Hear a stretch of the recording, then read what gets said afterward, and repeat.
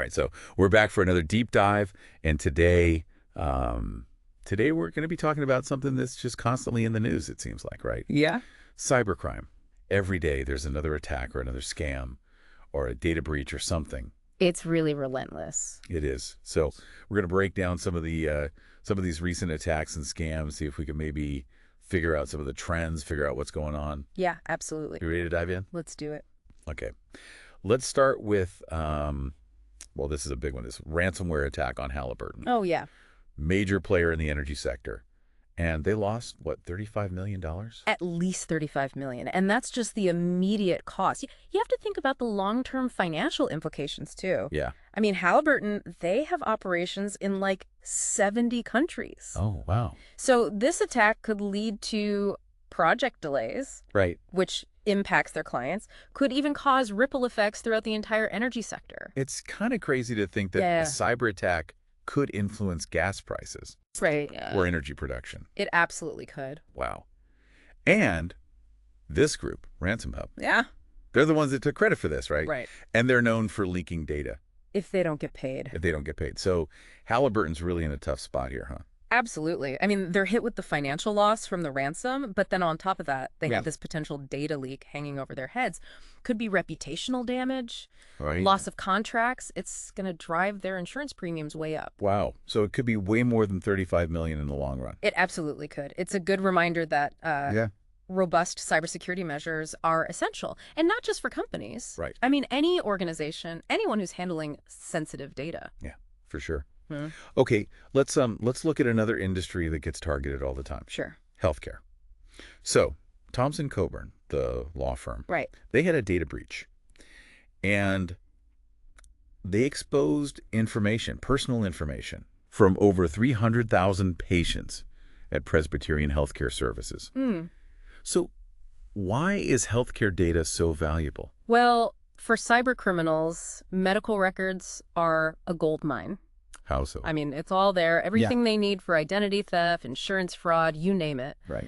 I mean, in this breach in particular, it wasn't just names and addresses. It was social security numbers, medical records, the works. Wow. And they can take this information, sell it on the dark web, make a lot of money off of it. But for the victims, it's devastating. Yeah, for sure. And I think this actually resulted in a class action lawsuit, right? It did. Against Thomson Coburn. Yeah, it seems like, victims are finally getting more proactive. They're holding these companies accountable for protecting their data. Yeah. What do you think about that? I think it's an important development. Data breaches have such far-reaching consequences, and the victims, they deserve some recourse. Yeah. These lawsuits, they send a strong message.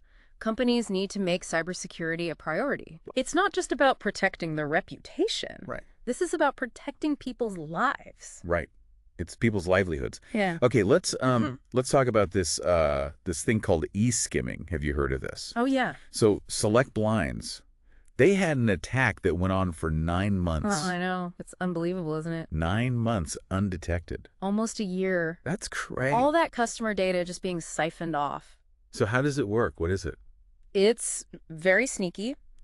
Hackers inject malicious code into a website's checkout page. Okay. And so when the customer makes a purchase, it captures like their credit card details, their login credentials, all that. Right. And the thing is, since this data is being stolen during a legitimate transaction, it's incredibly difficult to detect. Oh, wow. So even if I'm, being careful about phishing emails and stuff, I could still get hit by this. It's possible. That's unnerving. Yeah, it really highlights the need for businesses to implement those robust security measures at every stage of the online transaction process. Yeah. You need those regular security audits, vulnerability scanning, secure coding practices, all of that. Okay. All right. So it seems like it's just this constant, game of catch-up. Yeah. We're always one step behind. It feels that way sometimes. And then this other data breach set forth a debt services firm. Right. 1.5 million customers affected. It's mind-boggling. So are these massive data breaches? Are they just becoming the norm? Sadly, yes. Really? Yeah. And the trend's moving towards larger and more impactful breaches. Companies, they're collecting so much data on their customers. Right. It's a big, juicy target for these criminals. And the more data they have, the harder it is to secure it. Exactly. Okay. And it's not just companies that are struggling. No, no. Individuals are being targeted too. Yeah, it's getting more sophisticated. The FBI, they even put out a warning about this new phishing scam. Oh, you're talking about the emergency data request scams? Yeah. Yeah, it's very clever. What's that? So hackers, they're using compromised government email accounts to impersonate law enforcement. Oh, wow. And they'll request sensitive information. So they're using the trust that people have in the government. Exactly. That's messed up. And it's effective because those emails, they look legitimate. They can even pass security checks. Oh, really? Yeah. Wow. So we really have to, like, double-check everything. You really do. Verify any request, no matter who it's coming from. Even if it looks official. Yeah. And speaking of trust, yeah, this one really got me. They're exploiting DocuSign now. DocuSign, yeah. The platform everyone uses for electronic signatures. Right. So they're going after DocuSign's API. Okay. Which is basically what allows different software systems to talk to each other.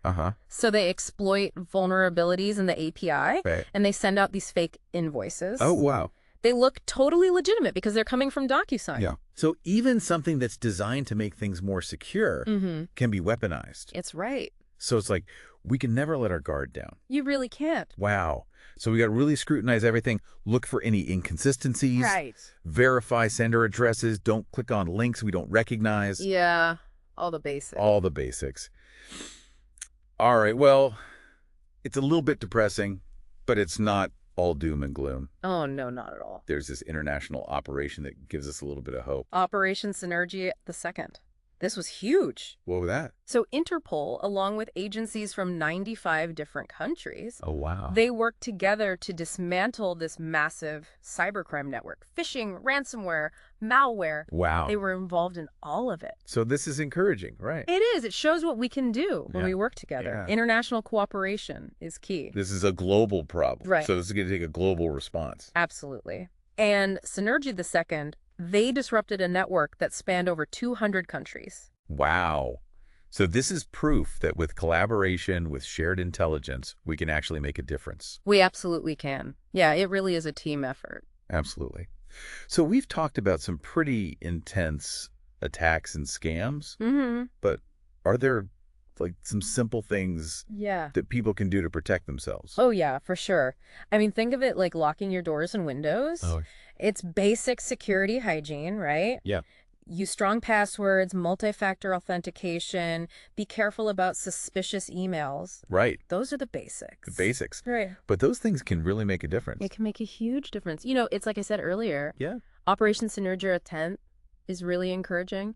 It shows that law enforcement is stepping up. Right. And if we all just do our part, take those proactive security measures, we make ourselves a lot harder to target. Yeah, so it's not about living in fear. It's just about being smart. Exactly. And being proactive. Informed and empowered. Yeah.